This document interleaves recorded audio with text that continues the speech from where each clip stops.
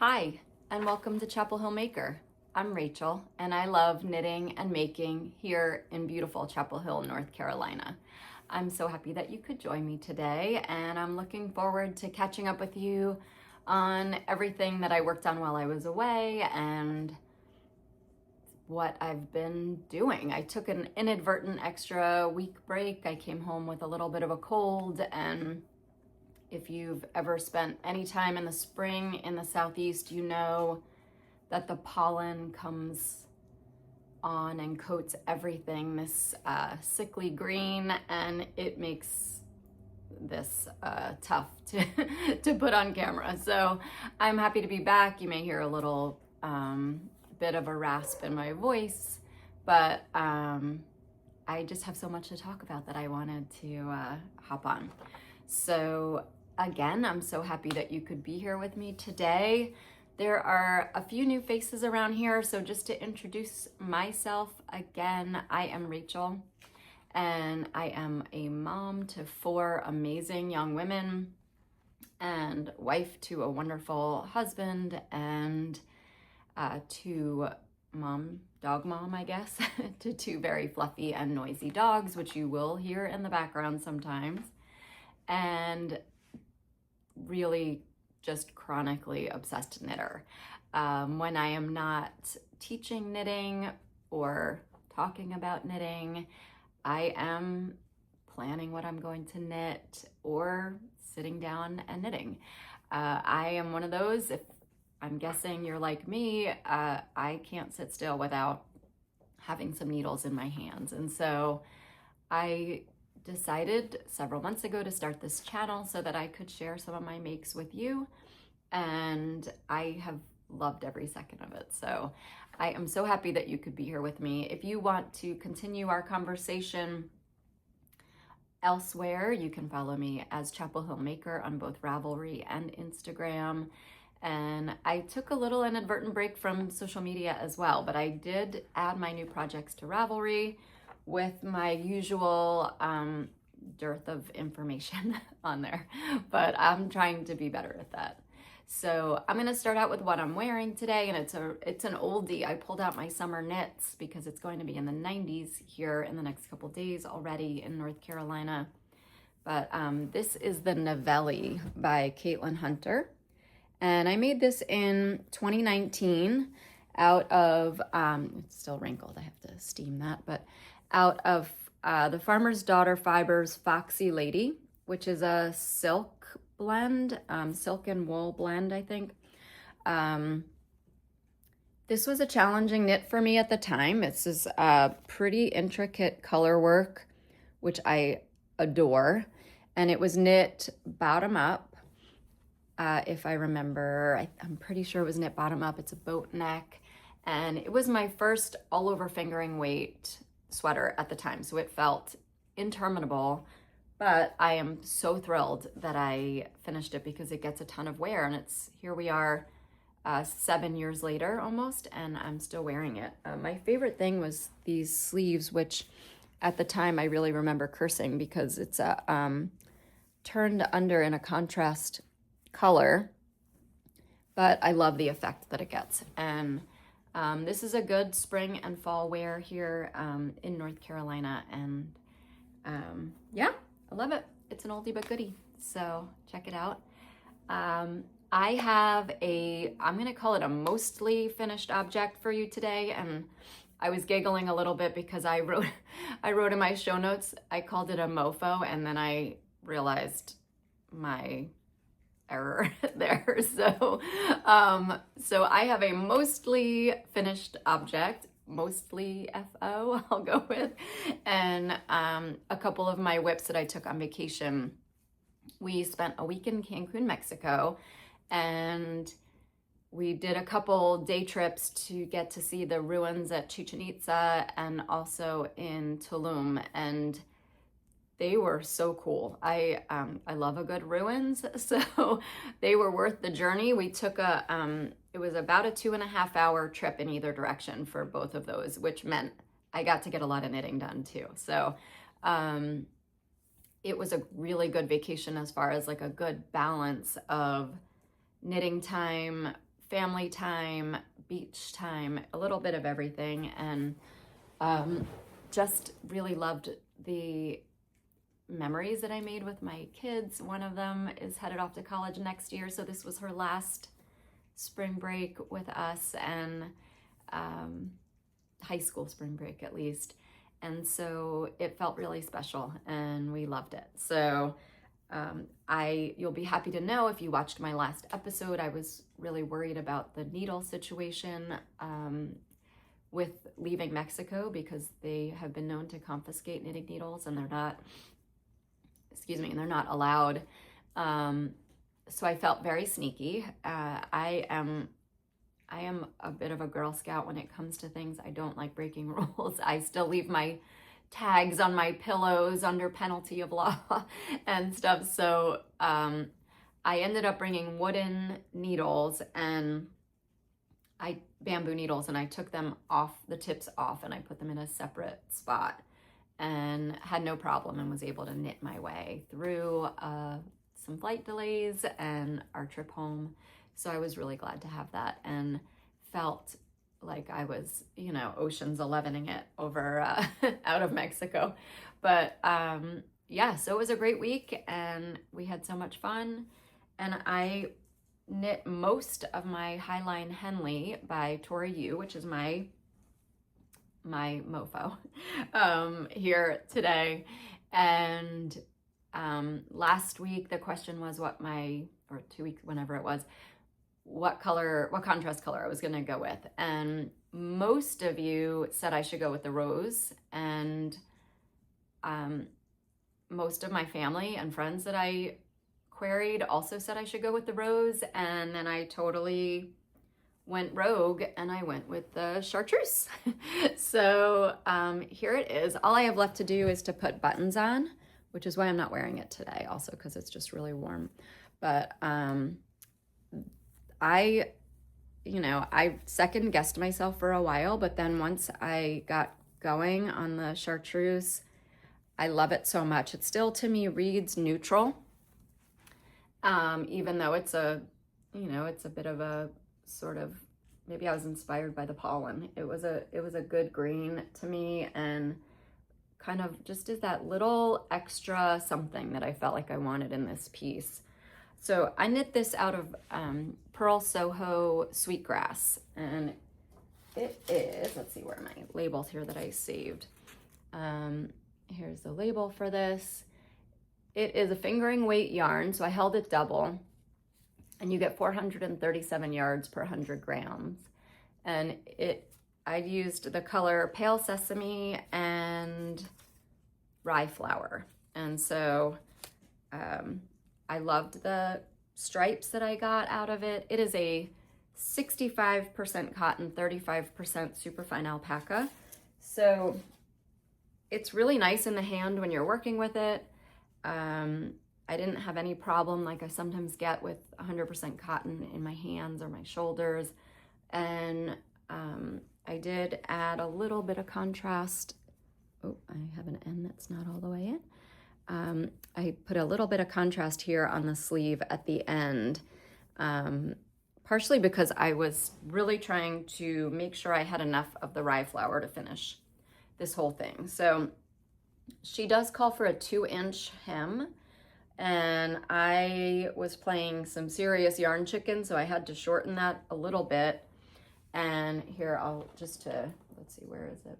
I saved what I had left here because I am normally not one who cuts it that close, but that was all I had left of the rye flour after I bound off. And so I didn't want to have to order a whole nother skein just for this.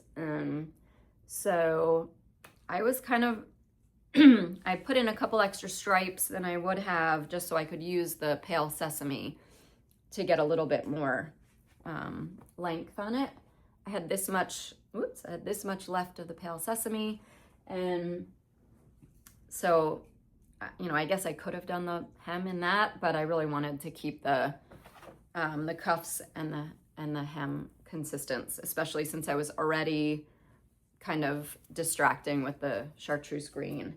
And the Chartreuse green is out of Daily Wool by Purl Soho as well. Daily Wool Sport. And they sent me a sample when I ordered the Sweetgrass. It was in the box. I didn't pick it out. And when I saw those all together in the box, I thought, those could work.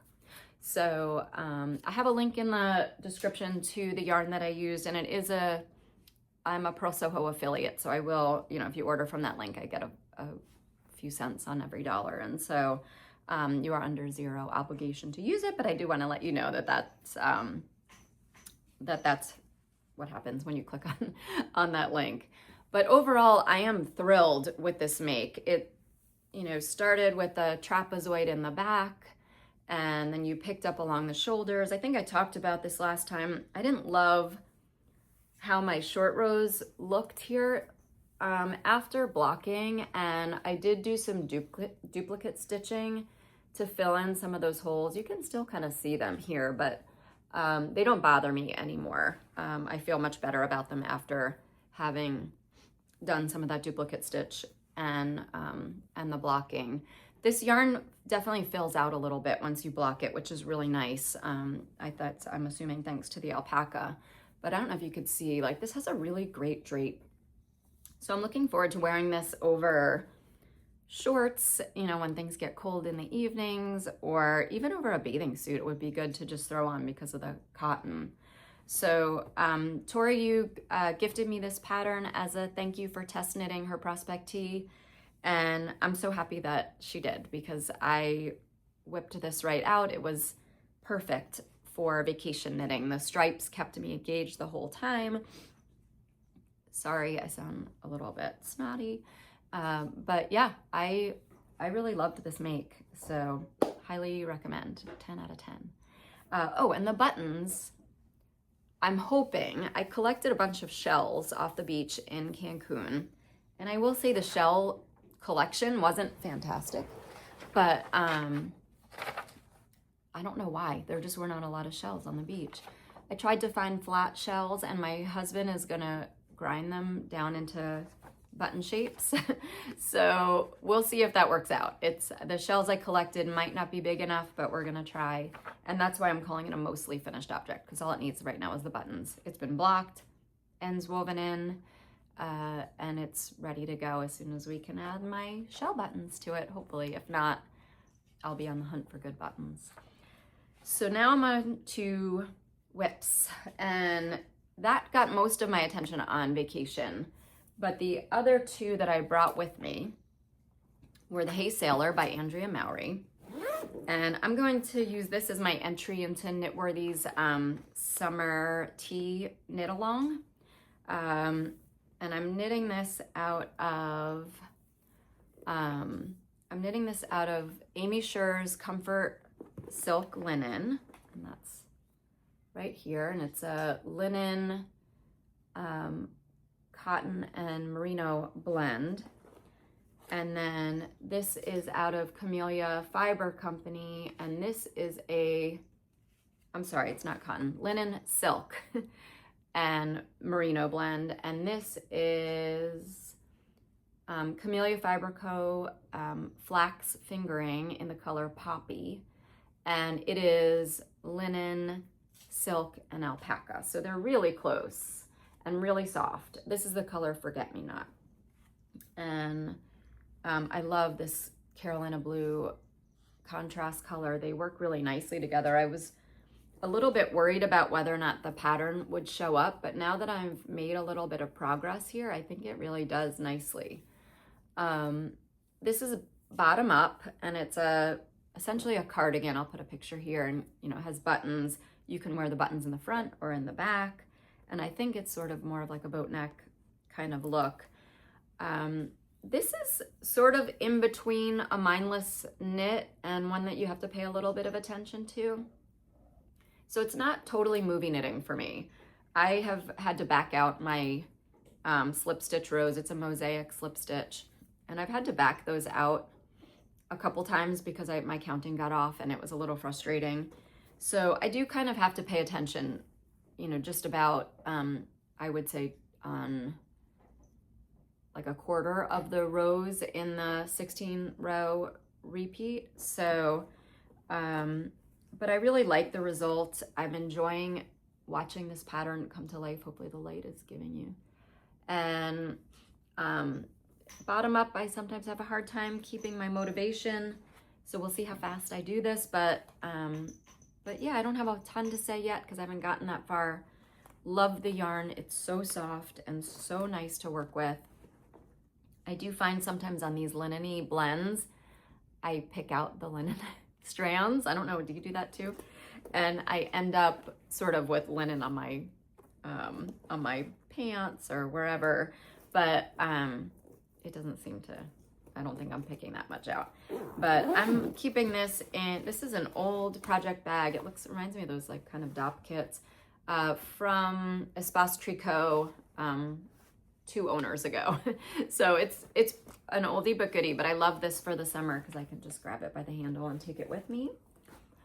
So that's whip number 1, and whip number 2 I have in my button jar studio bag that I got at the Carolina Fiber Fest, and I love this bag. It's just big and a big old bucket with this really pretty contrasting fabric and some pockets on the inside. So, and this is my Checkerplate tee by Lily Kate Makes. And this actually, it's not gonna look like it, but I made a lot of progress on this while I was away as well. This was kind of my beach knit while my kids were sunning themselves or in the ocean, and I was able to give it some attention. So I was separated for sleeves. And again, let's see if we can get you that texture. Look at how pretty that is. Part of the reason I think this is taking me so long is because I keep marveling at it. She writes a really good pattern. It is so pretty. And now that I've separated for sleeves, I'm about, I don't know what, 1.5 inches below sleeve separation. It's much more straightforward. I can just follow the chart and go until for as long as I want. But I got to try it on and it fits, which makes me really happy. And I think this is going to be really just a great summer wear. So maybe I'll enter this in Knitworthy's summer knit tee knit along as well. But the one, I'm knitting this in Wooldreamers Saona, which is a cotton and wool blend. Let's see, do I have it here? I do. It's right here. And it says 50% wool, 50% cotton, 100% local. And this is my second project with this yarn, or technically it was my first project, and then I knit the Prospect tee, but that was already done and this one's still going. But this is definitely a thinker. And if you are knitting this, one thing I do want to call out, because I almost lost my mind while we were away, is I separated for sleeves, and I was really happy because my chart was completely on, and it's a fairly involved chart to follow. And so I was really happy. My stitch count was right. My chart was accurate. I separated for sleeves on a just plain knit round, and then I went to start the new chart and I was shifted and I couldn't figure out what I missed. And I read through the pattern and I looked at it, and I did it 2 or 3 times, which is, these are a lot of stitches to rip out 2 or 3 times in lace. And finally I was at my wit's end. I went to Ravelry, and I'm sure I could have messaged Lily Kate somewhere and she would have gotten back to me, but I went to Ravelry. I looked for other people who knit my size, because she's got charts for each size. And I'm knitting the size 2 in this, and I'm on US 2.5 needles on the Chowgu, the red lace. And so I messaged a few of the people who have made this in my size, including one woman who had knit it twice, and said, please help me. I just separated for sleeves. I'm losing my marbles. I can't figure it out. And to their credit, all 3 got back to me. 2 of them were like, oh, I did it a while ago. I don't remember it having any problems, but one tried to help me troubleshoot and figure it out. I was about to kind of start fudging things, which I'm glad I didn't, because the third woman got back to me and she had just finished it the week prior. And she was messaging me from, I think she was from Australia. She was a British woman living in Australia. All of these women were in different, one was, I think, Latvia, one was in Germany, and one Australia, which to me was so cool to become, you know, communicating about the same project in 3 different places on the globe. And so she finally got back to me. And if you are knitting this, maybe you'll remember this when you get to that spot. The chart on the main body, this basic chart, I think it's called, has you shift the markers 3 different times in that chart. And the instructions for that is right below the chart. And because I'm using my iPad and Knit Companion, I don't know why, but it didn't occur to me to scroll down and look for that piece of instruction. And so she called my attention to it. She said she had missed it too, and had messaged the designer, and she let her know. So she saved my sanity. And once I shifted that marker for that one round, I was in business, and here we are.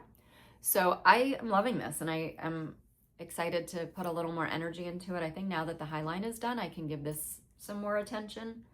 Definitely not TV knitting. You have to look at every round, except, you know, every other round is knit. So those are pretty good, but the alternating rounds are lace, and you have to sort of look at the chart and think about it. You just look at it once and you can go all the way around, but I don't know that I would knit that while watching playoff hockey. So I'm gonna have to pick up one of my mindless makes for that. But those are my 2 active whips. I still have a few going on in the background, more than a few going on in the background, but that's what's taking my attention right now. And I just want to knit all the summer things because it's so beautiful and warm out here. I hope spring is starting to show up where you are, unless you're in the Southern Hemisphere, in which case you're heading into autumn. So, okay, so that's what I've got going on, you guys. I have a few acquisitions. I really haven't been buying a ton of yarn because I have so much, and I have so many projects that I want to get through. Oh, this was how much I had left on the Highline mini. So I probably could have done some of the hem in that. Right after we got back from Mexico, I went to Washington, D.C. with some of the women on my husband's side of the family. We met up there with one of my daughters and some of my nieces, my mother-in-law, sisters-in-law, and we had a really fun weekend. And we found ourselves in Alexandria. So I stopped by Fibre Space, which I've followed them on Instagram for a long time, and I love their energy. And so while the girls were all shopping, I took a little detour and went and visited Fibre Space. I didn't have room in my suitcase for a lot, but I did pick up this really cute Notions pouch. And it says where my tape measure should be, which is kind of appropriate, as my family knows I'm always looking for my tape measure.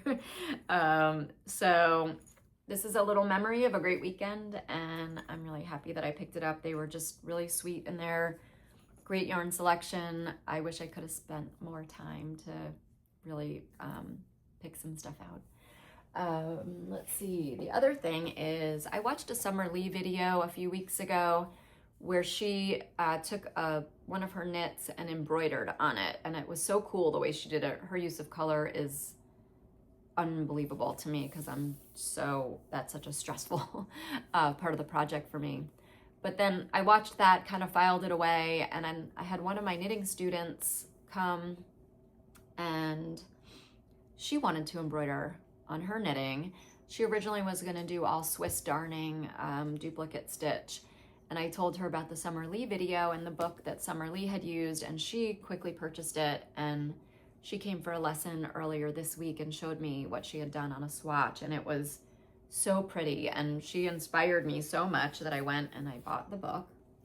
And it's called Embroidery on Knits by Judith Gumlick, and she gives instructions on how to do embroidery, which I have no experience with. And let's see if I can show you some of these. I don't know if I can get the light. There we go. Like, it's just, they're so beautiful and so much fun. And I have a few knits that don't get a ton of wear for whatever reason. And I'm like, you know what? Maybe I could give them a new life. I'm gonna have to learn how to embroider. I've never done that. But it comes with a pull-out sheet with templates, so you can trace that. And I ordered quickly on Amazon embroidery hoop and stabilizer and all of that, so that may be a little rabbit hole that I'm gonna try to go down soon. We have graduation coming up and prom and all of that senior year stuff, so I'm just trying to keep things simple for now, but that might be a summer project.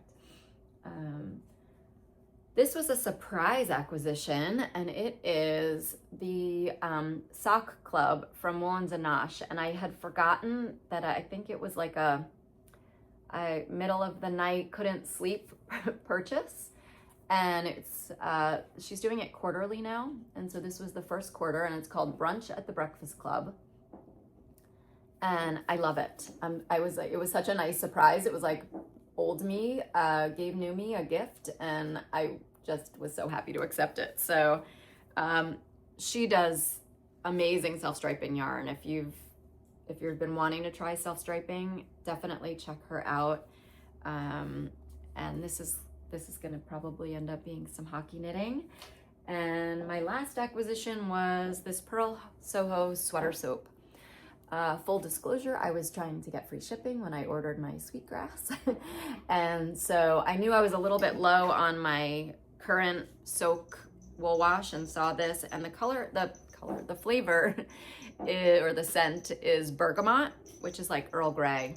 And I am usually, as soon as I see anything that's cardamom or bergamot, I'm all in. And I used this to block the Highline yesterday, and my whole room just smelled so good. And it's not super strong. It doesn't stay in the doesn't stay with the sweater too much, but it was really it was a really nice, my whole laundry room just smelled so good.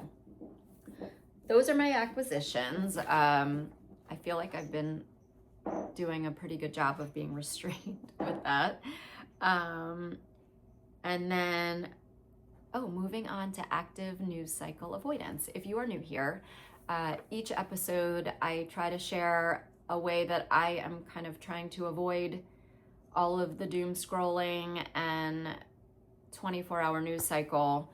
And I do that a lot by reading and by trying to get outside, watching series, or, as you've heard me mention a few times, hockey, which we're going into playoff season, which means no matter what happens with our team, hockey is over in the next couple months. So we are heading into the playoffs. It will start, I think, Saturday. They don't tell you.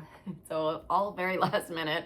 So it kind of becomes consuming during playoff season, but I'm not complaining. And I'll be cheering on the Carolina Hurricanes and can't wait. So that will be a big part of my active news cycle avoidance. But on our last episode, I asked you guys for suggestions because I was feeling like I was running out of some inspo. And I got so many great book suggestions that I set up a bookshop.org reading list. I haven't read all of them. They're the ones that came from you. Maybe you'll find some inspiration there too. So I'm including a link to that. I'm a bookshop.org affiliate.